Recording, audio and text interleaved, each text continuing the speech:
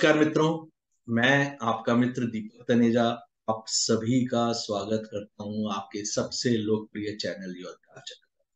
मित्रों, आज हम एक फिर बिल्कुल डिफरेंट विषय, हमारे जो यूएसपी स्पेशलिस्ट जो हैं कुमार साई प्रीतम, एक नया विषय नए तरीके से नए अ, संदर्भ में लेके आए हैं जो हमारे चैनल पे कभी किसी ने चर्चा नहीं करी है। और आशा करता हूँ ये कहीं और भी इसके ऊपर ज्यादा चर्चा नहीं हुई। तो एक बहुत अलग से विषय के लिए जो लेके वो आए हैं उनके लिए मैं उनका स्वागत करता हूँ। नमस्कार कुमार साई प्रीतम जी, आपका स्वागत है। नमस्ते सर। आज हम मैरिज कंपैटिबिलिटी थ्रू न्यूमरोलॉजी के ऊपर एक विस्तृत चर्चा करने जा रहे हैं। टॉपिक शुरू करने से पहले मैं आपको ये बताना चाहता हूँ कि मैरिज कंपैटिबिलिटी इन जनरल अष्टकूट मिलान हो या फिर दशकूट मिलान हो, इनके सहायता से हमारे जो भारतीय ज्योतिषी है इनसे किया जाता है। बट हमको बाद में ये भी देखने मिलता है कि चाहे 36 से 36 गुण भी मिल जाएं, मगर मैरिड लाइफ में 1 या 2 साल के अंदर ही डिवोर्स हो जाता है, या फिर दोनों में बहुत ही ज्यादा मतभेद रहते हैं जो कि बाद में मैरिटल डिस्कॉर्ड बनाता है। न्यूमरोलॉजी का ये जो वीडियो है आज, ये एक एडवांस्ड मेथड है, क्योंकि अगर बेसिक न्यूमरोलॉजी में जाएं तो वो सिर्फ साइकिक नंबर हो या डेस्टिनी नंबर हो उनको मिला के कह देते थे कि ये अच्छा मैच बनेगा। मगर हम इससे भी आगे जाके एक एडवांस्ड तरीके से कैसे कंप्लीटली न्यूमरोलॉजी की सहायता से मैरिज कंपैटिबिलिटी चेकिंग करते हैं, आज इस विषय पे विस्तृत चर्चा करने जा रहे हैं। ये हमारी कंटेंट है। इंट्रोडक्शन से शुरू करेंगे, फिर हम जाएंगे साइकिक नंबर क्या है और इससे इससे कैसे हमारे पर्सनालिटी ट्रेट पता लगा सकते हैं, उसके ऊपर देखेंगे। फिर हम देखेंगे कि एनिमिटी अमंग नंबर्स, यानी कि अगर दो व्यक्ति हैं, दोनों के साइकिक नंबर अगर डिफरेंट हो तो किन किन व्यक्ति दूसरे व्यक्तियों के साथ मेल नहीं खाएंगे, उसके ऊपर थोड़े से देखेंगे। फिर डेस्टिनी नंबर क्या है, इसको भाग्यांक भी बोलते हैं। और हमारे जीवन का जो जर्नी है, उसका जो पाथ यानी कि जो रास्ता है वो कैसा है, ऊबड़ खाबड़ है या सीधा है, अपॉर्चुनिटी देगा या हार्डशिप देगा, उसके ऊपर देखेंगे। फिर हम सेफारियल ग्रिड के ऊपर देखेंगे, जो कि वैदिक ग्रिड है। लोग इन जनरल लोशु ग्रिड का प्रयोग करते हैं, मगर सेफारियल ग्रिड से लोशु ग्रिड से भी ज्यादा अच्छे से एनालिसिस किया जा सकता है। थोड़ी सी मुश्किल है, बट इसको मैं इजीली आपको समझा दूंगा। फिर सेफारियल ग्रिड में कुछ एडवर्स कॉम्बिनेशन ऑफ मैरिज है, जैसे कि हमारे अगर बर्थ चार्ट में देखते हैं, there are some combinations which create difficulty in marriage. वैसे ही सेफारियल ग्रिड में भी ऐसे कुछ कॉम्बिनेशन हैं जिससे मैरिज में डिफिकल्टीज उत्पन्न होते हैं, उसको देखेंगे। फिर हम कंपेटेबिलिटी चेकिंग का एक जो स्टेप रहता है कि हम कौन से स्टेप में सीरियली जाके देखेंगे, उसके ऊपर थोड़ी सी दृष्टि डालेंगे। फिर हम 3 रियल लाइफ एग्जांपल लेंगे, 3 डिफरेंट केसेस की, और उनकी न्यूमरोलॉजी के सहायता से हम कैसे फाइंड आउट कर पा रहे हैं, वहां पे प्रॉब्लम कैसे जनरेट हो रही है, उसको देखेंगे। और फाइनली हम हमारे रेमेडियल मेजर्स पे थोड़े से चर्चा करेंगे। तो चलिए शुरू करते हैं इंट्रोडक्शन पे। हम पहले देखेंगे साइकिक नंबर क्या है। नाम से ही पता चल रहा है साइकिक नंबर। साइकिक नंबर हमारे पर्सनालिटी, बेसिक नेचर क्या है, टेम्परामेंट क्या है, उस पर्सनालिटी ट्रेट को ये रिप्रेजेंट करता है। हमारा जो डेट ऑफ बर्थ है, जो डेट वाला पार्ट है, उसको अगर हम सिंगल डिजिट में रिड्यूस कर दें तो हमको साइकिक नंबर मिलता है। वैसे ही एक डेस्टिनी नंबर, हमारे अगर एंटायर डेट ऑफ बर्थ को हम ऐड कर दें, जैसे कि date of birth plus month plus year, अगर हर एक डिजिट को ऐड करके फाइनली एक सिंगल डिजिट हम लाते हैं तो उसको डेस्टिनी नंबर बोला जाता है।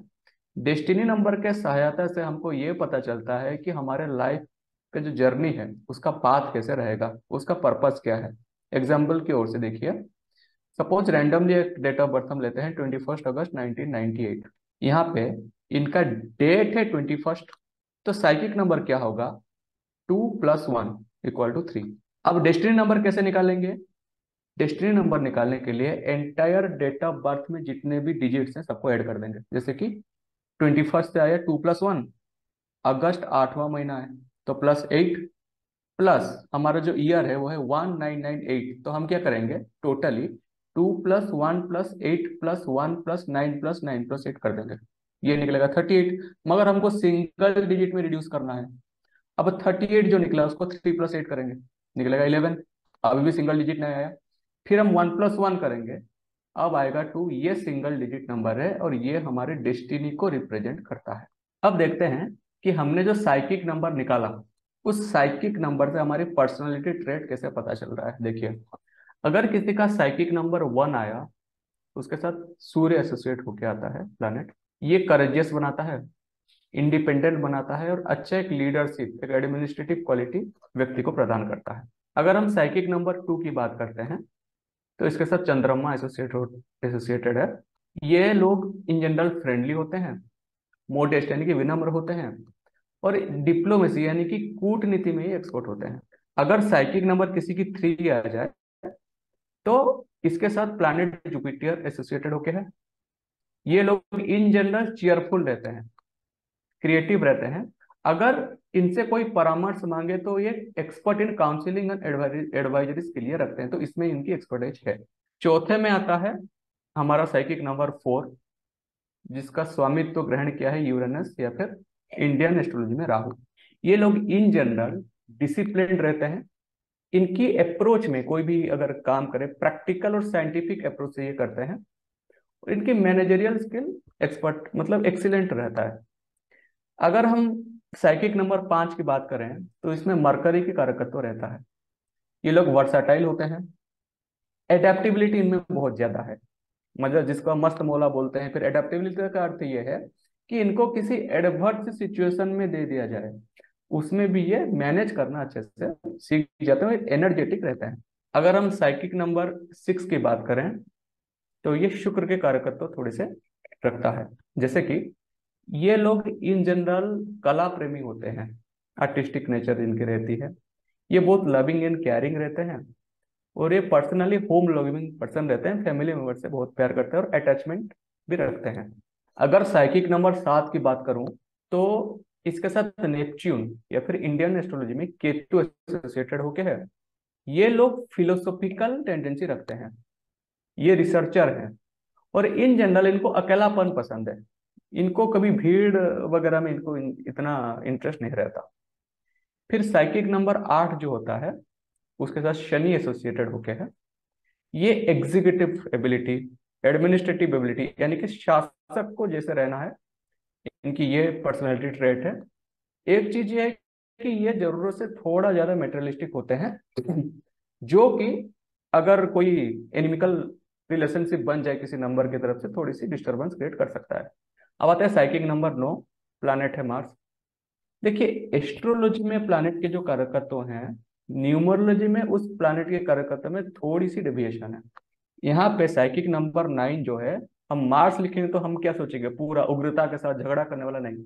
ये ह्यूमैनिटेरियन रहता है, दयालु रहता है, इम्पल्सिवनेस थोड़ी सी रहती है मार्स के वजह से। मगर ये व्यक्ति जो है ब्रॉड माइंडेड रहते हैं, कि अगर आप इनको इनके ओपिनियन के बावजूद कुछ इनको ओपिनियन दे, तो ये इसको रिसीव करेंगे।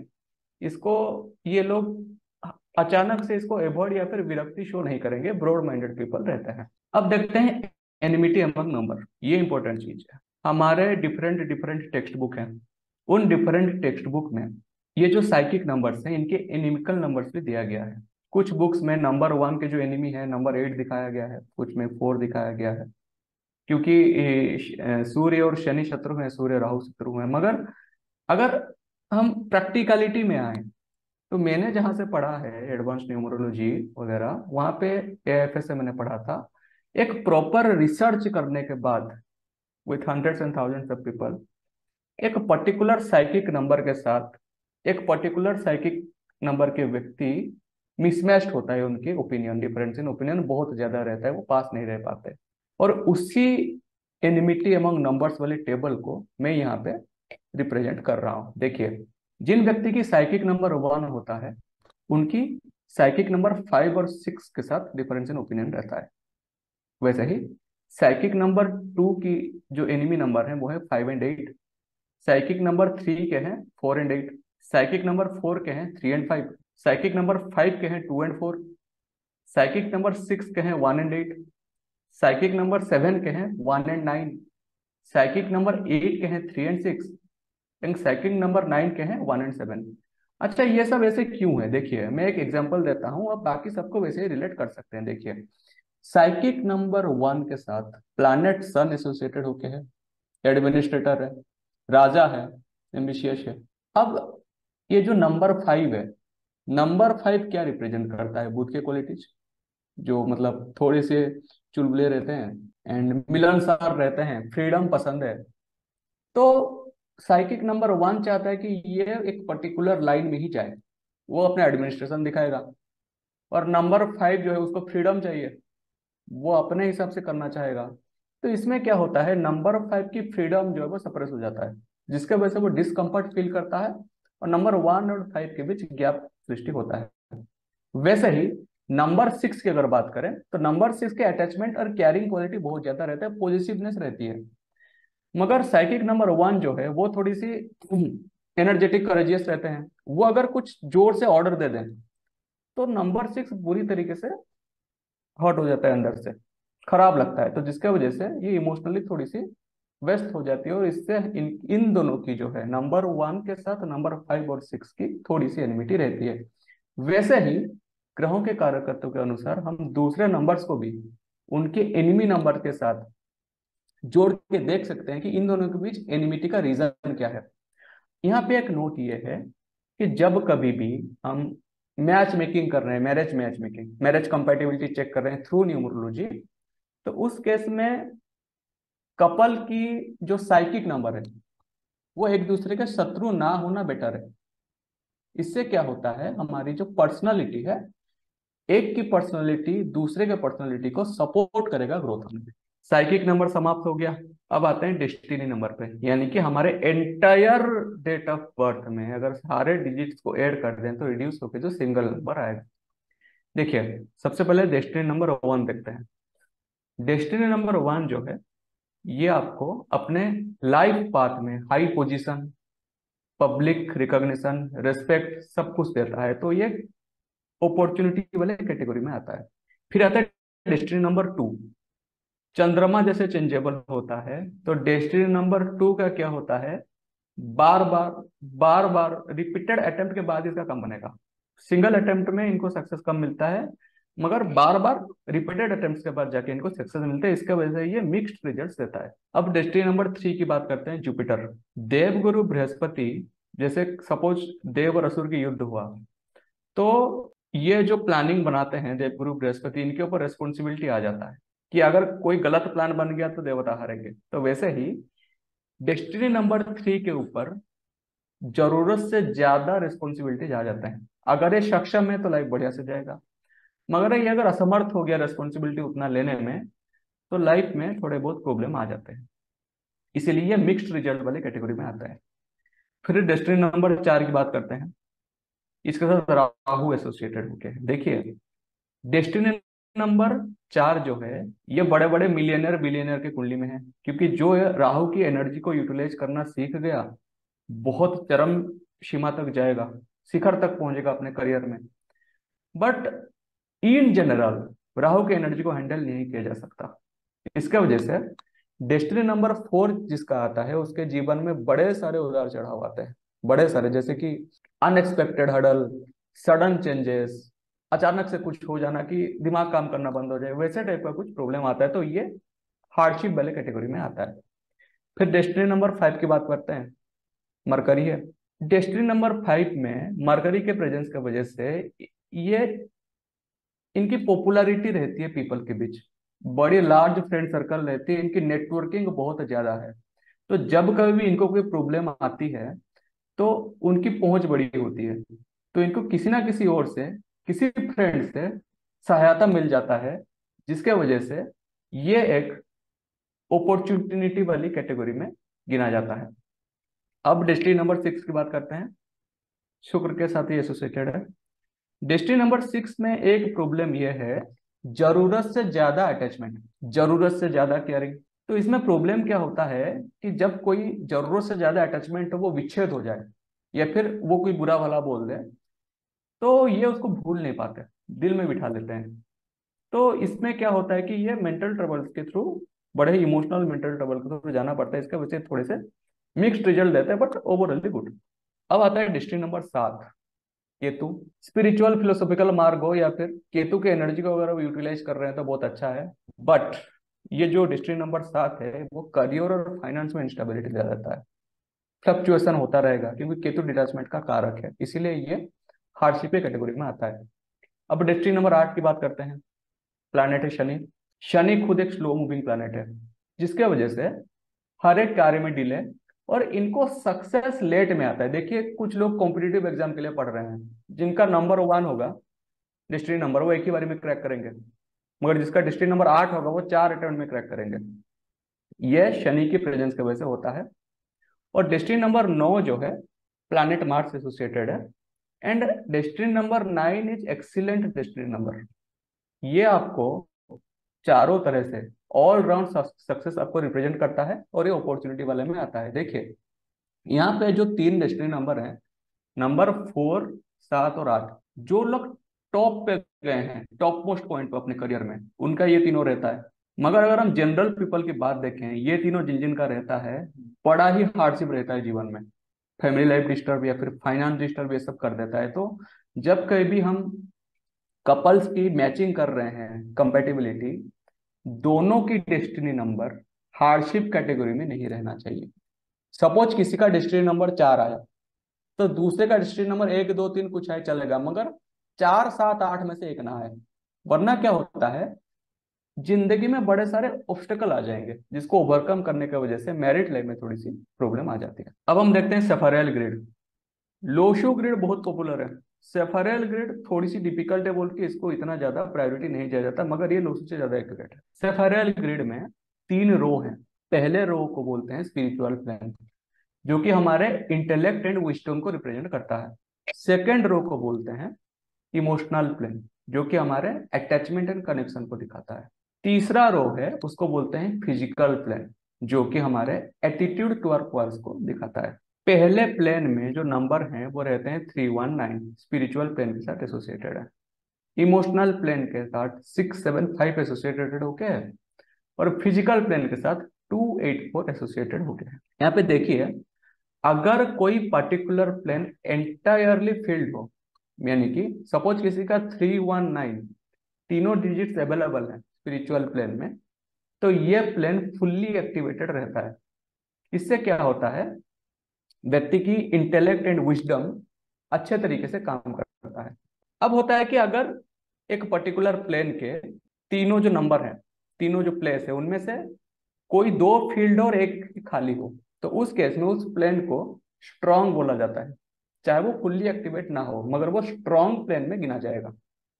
वैसे ही अगर किसी प्लेन में एक ही स्थान फील्ड हो, बाकी तो वैकेंट हो, तो उस केस में उस प्लेन को वीक गिना जाएगा, मगर तब भी नेटिव के अंदर उस प्लेन के कारकत्व रहेंगे।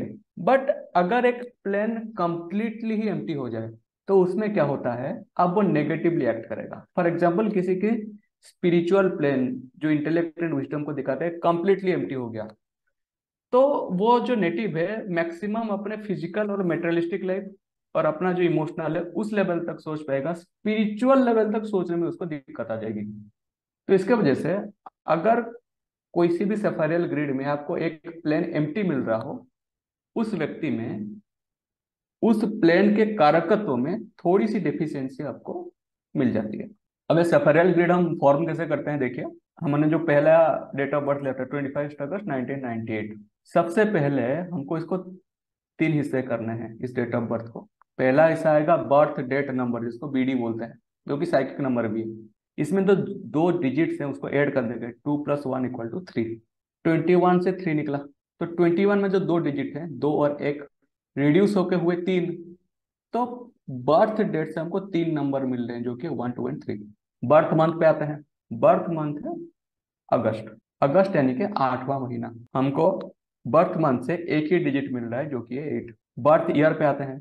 जब बर्थ ईयर पे आएंगे, हमारा फोकस रहना चाहिए लास्ट 2 डिजिट पे। यहाँ पे देखिए 1998 बर्थ ईयर है, तो हमारा फोकस जाएगा सिर्फ 98 पे, 19 पे हमारा फोकस नहीं जाएगा। अगर 98 को पकड़ते हैं तो 9 + 8 = 17, अब 17 को अगर हम रिड्यूस करेंगे सिंगल डिजिट में तो 1 + 7 = 8। तो इनिशियली मिला 98 से हमको रिड्यूस होके 8। यहाँ पे देखिए, यहाँ पे 2 8 और 1 9 मिल रहा है, मगर जो डिजिट्स इन्वॉल्व हैं इंडिविजुअली वो सिर्फ 8 और 9 है। तो इस केस में हम सिर्फ 8 और 9 लिखेंगे और एक 8 को नहीं लिखेंगे। जब कभी भी सफेरियल ग्रिड का हम फॉर्मेशन करेंगे उस केस में अगर बर्थ डेट, बर्थ मंथ या बर्थ ईयर नंबर पे कोई डिजिट रिपीट हो रहा हो, रिपीट वाले को नहीं लिखेंगे, सिर्फ सिंगल डिजिट्स को ही लिखेंगे। अब आते हैं डेस्टिनी नंबर पे। डेस्टिनी नंबर पे हम कैसे निकालेंगे? एंटर डेट ऑफ बर्थ को ऐड कर दिया, 2 + 1 + 8 + 1 + 9 + 9 + 8। तो ये निकला 38। सिंगल डिजिट में रिड्यूस करेंगे, 3 + 8 निकला 11। अभी भी सिंगल डिजिट नहीं हुआ, फिर रिड्यूस करेंगे, 1 + 1 = 2। तो यहां से हमको सिर्फ डेस्टिनी नंबर के सिर्फ 2 को हम लेंगे। अब आएंगे प्लेन पे। देखिए, बर्थ डेट पे हमको 1 2 3 मिला। स्पिरिचुअल प्लेन में जहां पे 1 है वहां 1 लिख दिया, फिजिकल प्लेन में 2 है वहां पे 2 लिख दिया, फिर स्पिरिचुअल प्लेन पे नंबर 3 है उसको लिख दिया। बर्थ मंथ है 8, फिजिकल प्लेन में जहां पे 8 लिखना है वहां पे हमने 8 लिख दिया। अब बर्थ ईयर नंबर से हमको मिला 8 और 9, तो एक फिजिकल प्लेन में 8 लिख दिया और स्पिरिचुअल प्लेन में एक 9 लिख दिया। और डेस्टिनी नंबर निकला 2, हम फिजिकल प्लेन में 2 लिख दिए। अब हमने जो ये सफेरियल ग्रिड फॉर्मेशन किया, यहाँ पे देखिए, इस नेटिव का स्पिरिचुअल प्लेन कंप्लीटली फील्ड है। तो ये क्या दिखा रहा है कि व्यक्ति जो है इंटेलेक्चुअली एंड विजडम के हिसाब से इट्स वेरी गुड, और ये एक हायर यानी कि मेटेरियलिस्टिक लेवल से ऊपर का इसको ज्ञान है और वो सोच सकता है उस लेवल पे। इस व्यक्ति की इमोशनल प्लेन जो कि अटैचमेंट एंड कनेक्शन दिखा रहे हैं वो गायब है। इसका अर्थ क्या है? ये व्यक्ति बुद्धि विवेक से ज्यादा काम करेगा, मगर अटैचमेंट और कनेक्शन ज्यादा नहीं बना पाएगा, या फिर कोई बनाने आया भी तो इनको थोड़ा सा अनकंफर्टेबल फील होगा उस केस में। अब फिजिकल प्लेन में इनके 2 प्लेस फील्ड हैं, एक प्लेस वैकेंट है। इसका मतलब ये है कि इनका फिजिकल प्लेन स्ट्रांग है, तो ये फिजिकल एक्टिविटी करने में भी अच्छे तरीके से सक्षम है, मगर सबसे ज्यादा क्वालिटी ये स्पिरिचुअल प्लेन की शो करेंगे। अब देखते हैं कुछ एडवर्स कॉम्बिनेशन फॉर मैरिज। यहाँ पे बड़े सारे 3 स्लाइड पूरा कॉम्बिनेशन पे ही है, तो मैं अगर एक एक कॉम्बिनेशन को एक्सप्लेन करने जाऊंगा तो बहुत लंबी हो जाएगी वीडियो। तो हम जब एग्जाम्पल डिस्कशन करेंगे तो हर एक कॉम्बिनेशन के बारे में आपको, जो वहां पे कॉम्बिनेशन निकलेंगे उसके ऊपर आपको एक मेथड बता दूंगा कि इसको कैसे एनालिसिस करना है। देखिए, हमारे जो 2 तरह के कॉम्बिनेशन आएंगे, एक है लोअर ऑर्डर की, एक है हायर ऑर्डर की। जब कभी भी 2 डिजिट वाला कॉम्बिनेशन मिले वो लोअर ऑर्डर में गिना जाएगा, जब कभी भी 3 डिजिट वाला कॉम्बिनेशन मिले वो हायर ऑर्डर में गिना जाएगा। और हमेशा याद रखिए, higher order it gives more adverse situation then lower order. देखिए, पहला कॉम्बिनेशन है 6 7, सेकंड कॉम्बिनेशन है 6 2, थर्ड कॉम्बिनेशन है 2 8, फोर्थ कॉम्बिनेशन है 9 5, फिर आता है 9 4, फिर आता है 6 5। अगेन है कॉम्बिनेशन 2 4, दूसरा है फिर 9 8, फिर 6 4। ये जो हमने अभी अभी 12 कॉम्बिनेशन पढ़े यहाँ पे, ये जो 12 नहीं, जो हमने 9 कॉम्बिनेशन पढ़े, तो यहाँ पे ये लोअर ऑर्डर के कॉम्बिनेशन है। ये कॉम्बिनेशन अगर सेपरेबल ग्रिड में आते हैं तो वो मैरिज लेवल में जो एडवर्सिटीज क्रिएट करेंगे वो माइनर लेवल का ही होगा। अब आता है हायर ऑर्डर पे। जैसे कि यहाँ पे देखिए, जितने भी 3 डिजिट वाले नंबर है वो हायर ऑर्डर वाले एडवर्स कॉम्बिनेशन है। 1 2 4, 6 9 4, 6 7 5, 9 5 4, 2 7 9, 2 8 4, 6 1 7, 6 2 8, 8 4 5। हमने इतने जो कॉम्बिनेशन पढ़े, ये कॉम्बिनेशन हायर ऑर्डर में गिना जाता है। अगर इनमें से मल्टीपल कॉम्बिनेशन आपके सेफरल ग्रिड में आ जाते हैं तो वो मैरिड लाइफ को बड़े ही एडवर्सिटीज मैरिड लाइफ में क्रिएट करने में सक्षम है, जिससे कि मैरिड लाइफ डिस्टर्ब हो जाता है। अब देखिए, यहाँ पे एक नोट ये है कि हमने कॉम्बिनेशन सपोज पढ़ा 2 8 4। इस कॉम्बिनेशन में 2 ऑर्डर कंबाइन है, एक है हायर ऑर्डर, एक है लोअर ऑर्डर। हायर ऑर्डर जो है वो 2 8 4 है, लोअर ऑर्डर कॉम्बिनेशन है 2 8। तो जब कभी भी देखिए, यहाँ पे कॉमन नंबर क्या है? 2 और 8।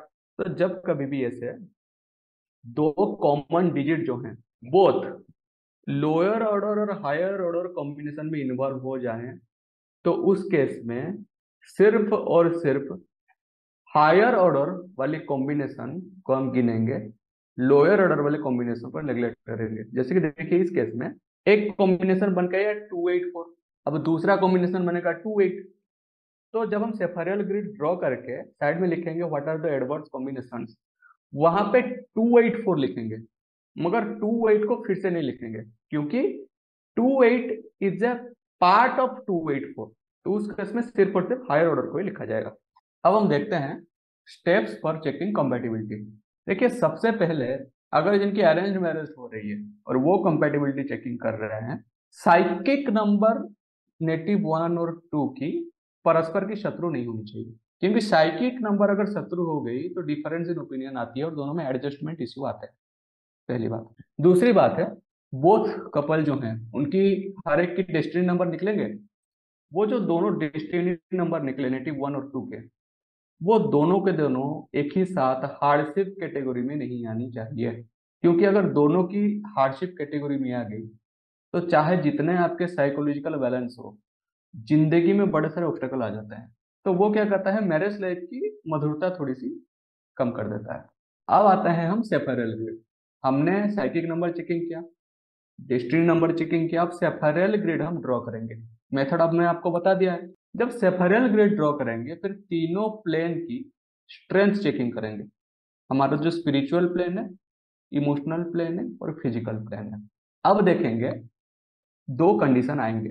अगर नेटिव 1 और 2 दोनों में कोई कॉमन प्लेन एम्प्टी हो, फॉर एग्जाम्पल अगर नेटिव 1 का इमोशन प्लेन एम्प्टी हो और नेटिव 2 के भी इमोशनल प्लेन एम्प्टी हो, तो उसमें प्रॉब्लम क्या हो जाएगा कि ये इमोशनली सोच रहा होगा कि मुझको इमोशनल सपोर्ट कोई दे, मगर खुद वो प्रोवाइड नहीं कर पाएगा। वैसे ही दूसरी वाली सोचेगी कि मुझको इससे इमोशनल सपोर्ट चाहिए, मगर मैं उसको नहीं दे सकता हूँ। तो प्रॉब्लम क्या होता है, ये सोचते सोचते रह जाएंगे मगर कोई किसी को इमोशनल सपोर्ट प्रोवाइड बिल्कुल भी नहीं कर पाएगा, क्योंकि दोनों की इमोशनल प्लेन वैकेंट है। तो इसका वजह से तीनों प्लेन ही इंपॉर्टेंट है। तीनों में से अगर दो कोई भी कॉमन प्लेन अगर दोनों के चार्ट में पूरी वैकेंट हो जाए, उस केस में उसको रिजेक्ट करना ही श्रेयस्कर होगा। अब दूसरा कंडीशन क्या है, सपोज किसी की इमोशनल प्लेन फील्ड है नेटिव 1 की और नेटिव 2 की इमोशनल प्लेन वैकेंट है।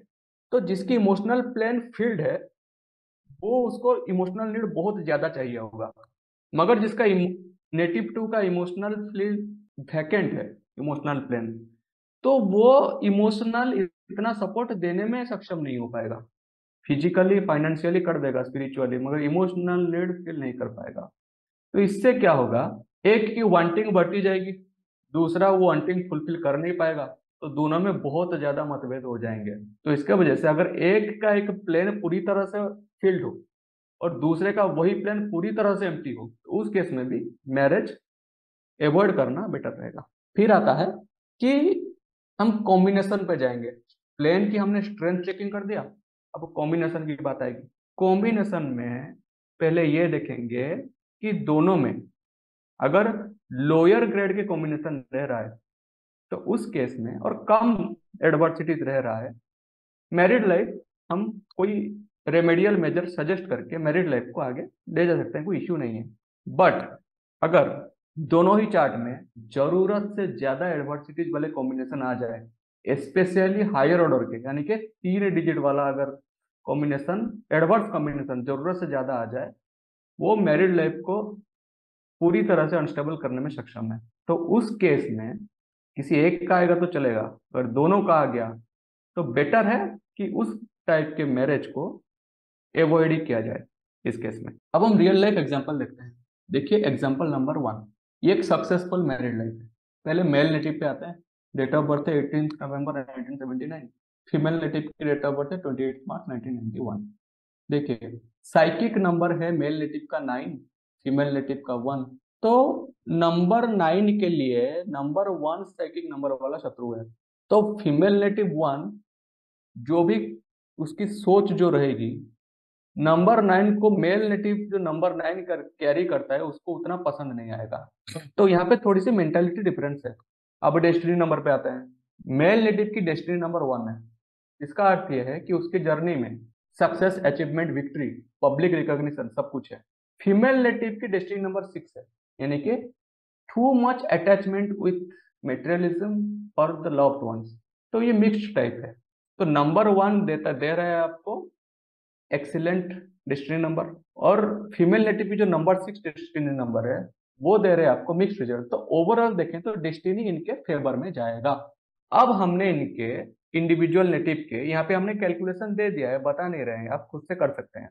Birth date number, birth month number, birth year number और डेस्टिनी नंबर के सहायता से दोनों के सेफेरियल ग्रिड हमने ड्रॉ कर दिया। अब सेफेरियल ग्रिड ड्रॉ करने के बाद हम एडवर्सिटीज चेकिंग करेंगे किसका कितना है। पहले मेल नेटिव पे आते हैं। मेल नेटिव में पहला एक कॉम्बिनेशन देखिए, 2 और 8।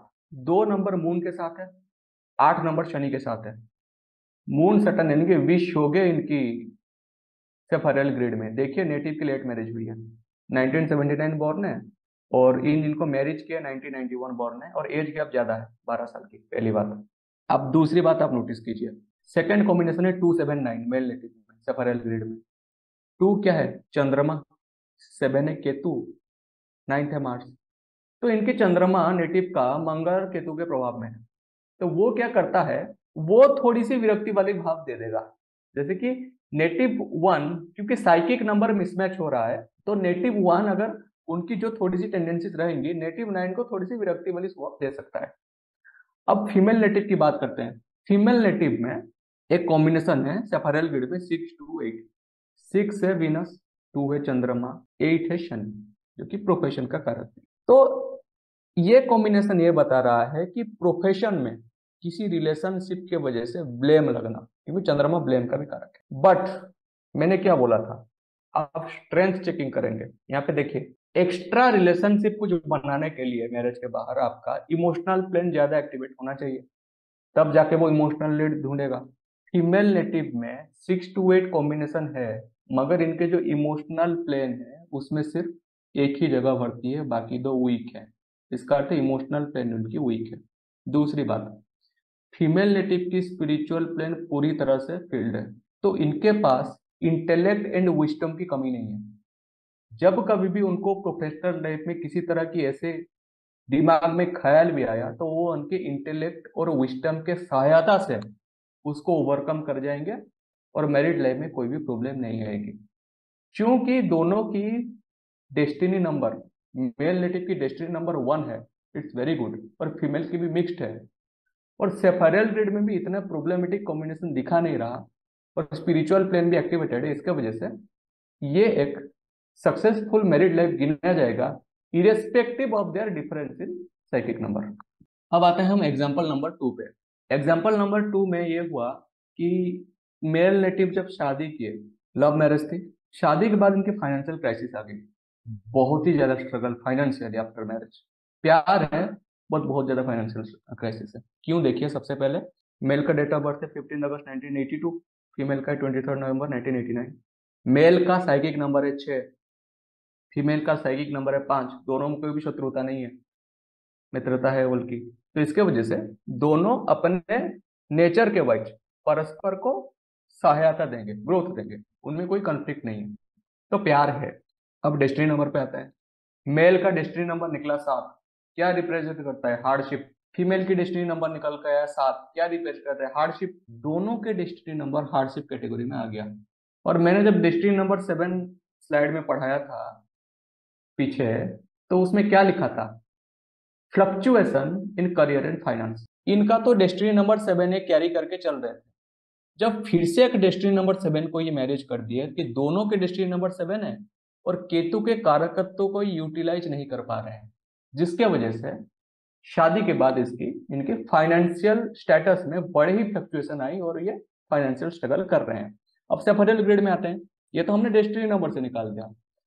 सेफेरियल ग्रिड में अगर देखें मेल नेटिव की कुंडली में, सबसे पहले देखिए इनका जो 3 प्लेन है, फिजिकल प्लेन नीचे वाला, मिडिल वाला इमोशनल, ऊपर वाला स्पिरिचुअल प्लेन। इनका इमोशनल प्लेन पूरी तरह से एक्टिवेटेड है, जो कि इंडियन लव मैरिज को दिखा रहा है, इमोशन भर भर के है। जिसका इमोशनल प्लेन पूरी तरह से एक्टिवेटेड हुआ होगा। अगर वो अपने मनपसंद का शादी नहीं करे, जबरदस्ती किसी और के साथ कर दे, तो उस केस में अगर इमोशनल नीड ना मिले तो वो शादी के बाहर भी रिलेशन रखने की पॉसिबिलिटी पहली बात तो बढ़ जाती है। अगर इमोशनल नीड सेटिस्फाई हो रहा है तो there is no issue in that. Male native की ये जो 6 7 5 कॉम्बिनेशन है, यहाँ पे क्या हुआ, ये मैरिज के लिए एडवर्स कॉम्बिनेशन है, क्योंकि वीनस केतु मरकरी ये तीनों मिल गए। एट द सेम टाइम और एक कॉम्बिनेशन है इनकी कुंडली में 6 2 8, जो कि हमने पिछले स्लाइड में देखा था। 6 2 8 क्या है, चंद्रमा, 6 है विनस, 2 है चंद्रमा, 8 है शनि, जो कि प्रोफेशनल सेक्टर में अगर अपॉर्चुनिटी मिले तो रिलेशन को सिग्निफाई कर रहा है। और एक कॉम्बिनेशन है इनका 6 7 1, 6 है इनका विनस, 7 है केतु, 1 है सन। तो पत्नी के साथ ईगो क्लासेस केतु करवा देगा।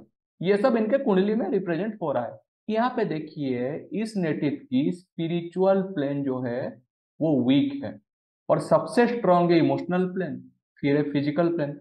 तो ये नेटिव को जब कभी भी मौका मिलेगा, अगर ये थोड़ी सी स्पिरिचुअल लाइन में तो चलेगा, मगर अगर मौका मिलेगा तो रिलेशनशिप के बाहर भी, मैरिज के बाहर भी रिलेशनशिप रखने में सक्षम है, प्रोवाइडेड अगर इनको इमोशनल नीड अपने वाइफ से ना मिल रहा हो तो। अब फीमेल नेटिव पे आते हैं। फीमेल नेटिव पे ये एक चीज देखिए, इनका 2 8 कॉम्बिनेशन है। 2 मतलब चंद्रमा, 8 है शनि, तो ये पेसिमिस्टिक माइंडसेट एक दे सकता है। दूसरा कॉम्बिनेशन है 9 5, 9 नंबर जो है वो मार्स है, 5 नंबर मरकरी है। तो ये कॉम्बिनेशन क्या आपको दिखा रहा है कि तार्किक एबिलिटी, अगर बहसबाजी हुई हस्बैंड एंड वाइफ के बीच तो वाइफ तो हार नहीं मानने वाली, बहुत ऊपर तक जाएगी बहस। फिर एक कॉम्बिनेशन है 2 7 9, 2 चंद्रमा, 7 केतु, 9 है आपका मार्स। देखिए यहाँ पे जो चंद्रमा है शनि से पीड़ित है, केतु से पीड़ित है, मार्स से पीड़ित, तो ये ओवरऑल फीमेल नेटिव की जो चार्ट है इन जनरल चंद्रमा पीड़ित है, तो ये थोड़ी सी निराशावादी यानी कि पेसिमिस्टिक और विरक्ति वाली कैरेक्टरिस्टिक दिखा रहा है। मगर हमारा मेन उद्देश्य क्या था यहाँ पे निकालना, फाइनेंशियल स्ट्रगल आफ्टर मैरिज। ये तो मैंने आपको सेफारियल ग्रिड देखना सिखा रहा हूँ, मगर फाइनेंशियल स्ट्रगल किसके वजह से आ रहा है, दो चीजों की वजह से आ रहा है। पहली बात है दोनों की डेस्टिनी नंबर 7 है। दूसरी बात है मेल नेटिव की कुंडली में जो शुक्र प्लैनेट है वो मैक्सिमम नेचुरल मेलिफिक के द्वारा पीड़ित है, जिसके वजह से इनको बुरी तरीके से फाइनेंशियल इंस्टेबिलिटी आ रही है। और उनको क्या रेमेडियल मेजर चाहिए बस मैं लास्ट में आपको बता दूंगा। अब आते हैं एग्जांपल नंबर 3। ये डिवोर्स वाली केस है, शादी के कुछ ही ईयर के अंदर ही इनको डिवोर्स हो गई थी। मेल नेटिव है, डेट ऑफ बर्थ है 9 मई 1986। फीमेल नेटिव है, डेट ऑफ बर्थ है 29 मार्च 1988। साइकिक नंबर मेल की 9 है, फीमेल की 2 है, दोनों में कोई वैरता नहीं है, तो they can adjust with each other, इसमें कोई इश्यू नहीं है। मेल की डेस्टिनी नंबर है 2, यानी कि मेल को अचानक से सक्सेस नहीं मिलेगी, रिपीटेड अटेम्प्ट्स के बाद जाके इसको सक्सेस मिलने वाली है। फीमेल की जो डेस्टिनी नंबर है वो निकला 4। अब डेस्टिनी नंबर 4 जो है, सबसे पहली बात वो हार्डशिप के कैटेगरी में आ रही है। दूसरी बात है डेस्टिनी नंबर 4 के जो स्वामित्व ग्रहण किया है वो राहु, क्या रिप्रेजेंट कर रहा है, या तो अपने करियर में टॉप, लाइफ में सबसे ऊंचा, या फिर बहुत उबड़ खाबड़ रास्ते पे अपने लाइफ पाथ में। इन जनरल डिस्ट्रिक्ट नंबर 4 जो है बहुत स्ट्रगलिंग रहता है। अब देखते हैं इनकी सेफारियल ग्रिड। मेल नेटिव की जो सेफारियल ग्रिड है इसमें एक कॉम्बिनेशन है 9 एंड 5, यानी कि तर्क वाली एबिलिटी दे रहा है। अगर बहसबाजी हुई तो मेल बहुत जोरों से बहस करेगा। दूसरी है 6 एंड 5, 6 है विनस, 5 है मरकरी, तो इनके बड़े सारे फीमेल फ्रेंड्स रहेंगे मेल नेटिव के। तीसरा कॉम्बिनेशन है 6 to 8। हमने पहले 2 स्लाइड में 6 to 8 पढ़ा है कि करियर सेक्टर में मैरिज से बाहर भी रिलेशन बना सकने की कैपेबिलिटी, क्या ये बनाएगा, ये रिप्रेजेंट कर रहा है प्लेन की स्ट्रेंथ। इनकी फिजिकल प्लेन स्ट्रांग है, इनकी जो है इमोशनल प्लेन स्ट्रांग है, मगर स्पिरिचुअल प्लेन वीक है। तो अगर इनको अपॉर्चुनिटी मिले then he can do the thing, अगर इमोशनल नीड ना मिल रहा हो तो। अब फीमेल नेटिव की बात करते हैं। देखिए फीमेल नेटिव में एक कॉम्बिनेशन है 9 एंड 4, 9 है मार्स, 4 है राहु। एग्रेशन बहुत ज्यादा है इनके अंदर, पहली बात, अगर गुस्से में आई तो टेम्परामेंट में कुछ भी हो सकता है। फिर एक कॉम्बिनेशन है 2 7 9, हमने पिछले स्लाइड वगैरह में आपको 2 7 9 बताया है। फिर एक कॉम्बिनेशन है 284। देखिए 284 कॉम्बिनेशन जो है वो moon plus Saturn plus Rahu को रिप्रेजेंट कर रहा है। 279 कॉम्बिनेशन जो है वो मून केतु मार्स को रिप्रेजेंट कर रहा है। तो यहाँ पे जो प्लैनेट चंद्रमा है पूरी तरह से पिस गया है। ये डिप्रेसिव स्टेट वाली सेफेरल ग्रिड इंडिकेट कर रहा है। तो जब कभी भी मेल और फीमेल की झगड़ा होगी तो फीमेल नेटिव डिप्रेशन में जाना तय है। डेस्टिनी नंबर 4 है, तो डेस्टिनी नंबर 4 और साइकिक नंबर 2 ही इमोशनल टेंडेंसीज भी हैं, तो इसके वजह से। और देखिए इनकी जो एडवर्स कॉम्बिनेशन है, दो कॉम्बिनेशन हायर ऑर्डर के हैं, 279 और 284।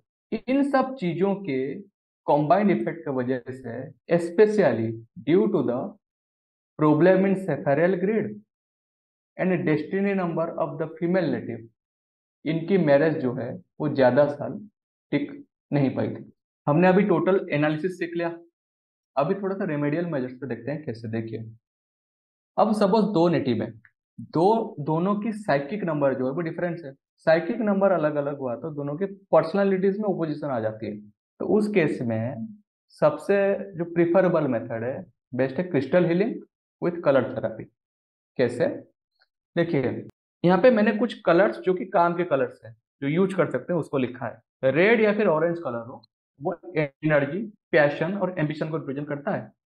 और कार्नेलियन क्रिस्टल जो है वो इस कलर के साथ एसोसिएटेड है। फिर आता है पिंक कलर जो कि लव, इमोशन, कैरिंग नेचर को रिप्रेजेंट करता है। इसके साथ रोज क्वार्ट्ज एसोसिएटेड होके है। फिर आती है ग्रीन कलर। देखिए ग्रीन कलर मरकरी का कलर है, ये एडेप्टेबिलिटी बताता है, यानी कि किसी भी एडवर्स सिचुएशन में घुल मिल जाना। फ्लेक्सिबिलिटी बताता है, ये हमारे मन और मस्तिष्क में एक बैलेंस रिप्रेजेंट करता है। तो इसका जो क्रिस्टल है वो पेरिडोट है। अब आती है येलो कलर।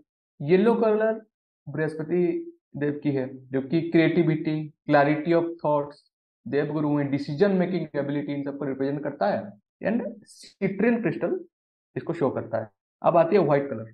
व्हाइट कलर क्योंकि प्योरिटी को रिप्रेजेंट करता है, तो ये पीस, ऑप्टिमिज्म मतलब आशावादी, एंड वो इमोशनल स्टेबिलिटी को रिप्रेजेंट करता है। और क्रिस्टल है मूनस्टोन। वैसे ही ब्लू या पर्पल कलर जो है वो डिसिप्लिन, डिटैचमेंट, क्योंकि शनि का कलर है। और हमारे जो थर्ड आई चक्र है वो, इसको कंसंट्रेशन का चक्र होता है। जिनको कंसंट्रेशन रिलेटेड प्रॉब्लम भी आती है, अमेथिस्ट क्रिस्टल जो है उनको वो बैलेंस करने में सहायता करता है। यहाँ पे एक एग्जांपल मैंने दिया है कि इसको यूटिलाइज कैसे करें। देखिए हम एक एग्जांपल लेते हैं। सपोज एक कपल की साइकिक नंबर 1 है, मतलब मेल नेटिव की सपोज साइकिक नंबर 1 है, फीमेल नेटिव की साइकिक नंबर 6 है। तो साइकिक नंबर 1 की क्वालिटी क्या है? सबसे पहले तो ये दोनों शत्रु हैं, 1 और 6, एनिमिकल रिलेशनशिप है। साइकिक नंबर 1 का थोड़ा ज्यादा ही थोड़ा एडमिनिस्ट्रेटिव अप्रोच है, और साइकिक नंबर 6 जो है उसकी पॉजिटिवनेस थोड़ी सी ज्यादा रहती है। अगर जरूरत से ज्यादा एडमिनिस्ट्रेटिव क्वालिटीज 1 ने 6 को दिखा दिया तो 6 अंदर से बहुत पीड़ा में रहती है, दब के पूरा। वैसे ही अगर 6 जरूरत से ज्यादा पॉजिटिवनेस और कैरिंग एटीट्यूड नंबर 1 की तरह दिखा दे तो नंबर 1 अपनी एडमिनिस्ट्रेटिव क्वालिटीज तो छोड़ नहीं सकता ना। तो उसको भी अंदर ही अंदर खाया जाता है कि इतना क्या, इतना ज्यादा क्या प्यार। तो उस केस में रिलेशनशिप को स्टेबल बनाने के लिए अगर नंबर 1 एक पेरिडोट क्रिस्टल पहन ले तो उसकी जो एम्बिशन से, जो एडमिनिस्ट्रेटिव क्वालिटीज है, जो मतलब ऑर्डर दे देना, उसमें थोड़ी सी कमी आ जाती है, बैलेंस आ जाती है, क्योंकि जो ग्रीन कलर है वो एडेप्टेबिलिटी और बैलेंस को रिप्रेजेंट करता है। वैसे ही अगर नंबर 6 अमेथिस्ट क्रिस्टल को धारण करती है तो उस केस में उनकी जो पॉजिटिवनेस है, बहुत ही ज्यादा अटैचमेंट, उसको जो ब्लू और पर्पल कलर की जो डिटैचमेंट वाली क्वालिटीज है, डिसिप्लिन की क्वालिटीज है, वो आ जाता है। तो नंबर 1 और नंबर 6 में, साइकिक नंबर 1 और 6 में बैलेंस की पॉसिबिलिटी बढ़ जाती है, और डिफरेंस इन ओपिनियन होने की पॉसिबिलिटी भी उसमें घट जाती है, और एक हार्मोनी मेंटेन हो सकता है। अब आते हैं सेकंड रेमेडियल मेजर पे। ये होता है कि सपोज आपकी डेस्टिनी नंबर आपके सपोर्ट में नहीं जा रहा हो तो क्या करें। उस केस में देखिए हर एक नंबर के साथ एक प्लैनेट एसोसिएटेड है। उस प्लैनेट का न्यूमरोलॉजिकली यंत्र भी अवेलेबल है। फॉर एग्जाम्पल किसी नेटिव की डेस्टिनी नंबर 3 है। डेस्टिनी नंबर 3 हो जाने की वजह से इनकी क्या होती है, ओवरबर्डन हो जाते हैं रिस्पॉन्सिबिलिटी में। अगर रिस्पॉन्सिबिलिटी लेने में ओवरबर्डन हो गए और उनकी दिमाग अगर उसको सहन नहीं कर पाया, तो वो क्या करता है, उनका अटेंशन जो है फैमिली लाइफ से डाइवर्ट हो जाता है, तो जिसकी वजह से मैरिड लाइफ में विरक्ति सी सृष्टि हो जाती है। तो उस केस में डेस्टिनी नंबर 3 वाले नेटिव को अगर बृहस्पति यंत्र को या तो लॉकेट के रूप में धारण करके मंत्र जाप करें, या फिर अगर पूजा कक्ष में भी रख के बृहस्पति यंत्र को अगर रेगुलरली पूजा करें, तो उस केस में उनकी ये जो ओवरबर्डन, रिस्पॉन्सिबिलिटीज लेने में जो ओवरबर्डन वाली समस्या है, वो बहुत हद तक दूर हो सकता है। और ये हमारा लास्ट रेमेडियल मेजर है, जो कि प्रॉब्लम इन सेफारियल ग्रिड। देखिए, ये थोड़ी सी आपको अपनी इफर्ट यहाँ पे लगाना पड़ेगा, क्योंकि सेफारियल ग्रिड में जो प्रॉब्लम होता है उसमें कौन सा प्लानेट पीड़ित है आपको उस पे देखना है। जो प्लानेट पीड़ित है उसके हिसाब से आपको रेमेडियल मेजर देना होता है। जैसे कि हमने एग्जांपल 2 में देखा था कि मैरिज के बाद जिस कपल की फाइनेंशियल ट्रबल आई थी, बहुत जोरों से फाइनेंशियल क्राइसिस, देखिए उनको अगर हम रेमेडियल मेजर दें तो सबसे पहले क्या दें, साइकिक नंबर कंपैटिबिलिटी है, तो किसी भी तरह क्रिस्टल हीलिंग कलर थेरेपी की जरूरत इनको नहीं है। अब आएंगे डेस्टिनी नंबर, दोनों की डेस्टिनी नंबर 7 है, जो कि हार्डशिप और फाइनेंशियल ट्रबल को रिप्रेजेंट कर रहा है मेनली। तो हमको पहला रेमेडी क्या देना है इनको कि डेस्टिनी नंबर को बैलेंस करें। कैसे करें मेलेफिक इफेक्ट को बैलेंस? अगर एक केतु यंत्र को या तो लॉकेट बना के पहने और मंत्र जाप करें, या फिर पूजा कक्ष में रख के अगर रेगुलरली केतु यंत्र की पूजा करें, तो केतु प्लैनेट की जो मेलेफिक इफेक्ट एसोसिएटेड होकर नंबर 7 के साथ, वो बहुत मात्रा में कम हो जाएगी। अब आते हैं सेफेरियल ग्रिड पे। देखिए, फीमेल नेटिव के सेफेरियल ग्रिड में इतना ज्यादा फाइनेंशियल ट्रबल दिखा नहीं रहा। मेल नेटिव के सेफेरियल ग्रिड में अगर प्लैनेट 6 को हम देखें, प्लैनेट 6 नहीं, अगर नंबर 6 को देखें, वो प्लैनेट शुक्र है, धन का कारक, केतु के साथ अटैच्ड है क्योंकि 6-7-5 रिलेशन है। सूर्य उसके शत्रु है, 6-7-11 के साथ अटैच्ड है। 6-2-8 मून और शनि के साथ भी वो अटैच्ड है, और मल्टीपल नेचुरल मेलिफिक से ये पीड़ित है। तो ये जो डिजिट 6 इतने सारे मेलिफिक के द्वारा पीड़ित है, शत्रुओं के साथ है, ये भी प्राइमरीली रिस्पॉन्सिबल है इनके धन के मामले में मैरिज के बाद कमी आ जाना। तो इस केस में इनको केतु यंत्र के साथ रखने के साथ अगर शुक्र जो ग्रह है उसकी अगर वैदिक मंत्र की प्रॉपरली रेगुलरली जाप करें, तो उस केस में इनको नंबर 7 रिलेटेड प्रॉब्लम और सेफेरियल ग्रिड में धन के रिलेटेड जो प्रॉब्लम है, उससे इनको बहुत मात्रा में रिलीफ मिल सकता है। और यहीं पे ही हमारी आज की टोटल जो कंप्लीट थी marriage compatibility with remedial measures यहाँ पे समाप्त होता है। नमस्कार। एक्सीलेंट। मतलब मैं जितनी बारी वीडियो बनाता हूँ आपके साथ, मैं हमेशा महसूस करता हूँ कि जो वर्ड्स हैं वो आपकी योग्यता को बताने के लिए मेरे पास शब्दों का अभाव हो जाता है। बहुत बहुत बढ़िया, बहुत अच्छे से detailed explanation, to the point explanation, सब कुछ कवर कराया। और आशा करता हूँ ये सभी जो लोग विद्यार्थी वर्ग है या जिज्ञासु है या जो लर्नर्स में से कहीं से भी किसी तरीके का इंटरेस्ट भी रखते हैं और उनको कोई चैलेंजेस लाइफ में आ रहे हैं, तो वो अपने घर में बैठ के भी समाधान ढूंढने का प्रयास कर सकते हैं। फिर भी अगर किसी को अपनी प्रश्नों के उत्तर के लिए कोई और सहायता की आवश्यकता है, तो कुमार साई प्रीतम एक बहुत ही बढ़िया योग्य व्यक्ति हैं। ज्योतिष, न्यूमरोलॉजी और भी विषयों में उनको अच्छी समझ है। आप उनको डायरेक्टली अप्रोच कर सकते हैं ताकि वो आपको बेहतर मार्गदर्शन करके आपको सफलता का मार्ग और आपको अपनी समस्याओं से मुक्त करें। इसी के साथ आज के लिए बस इतना ही। नमस्कार, धन्यवाद।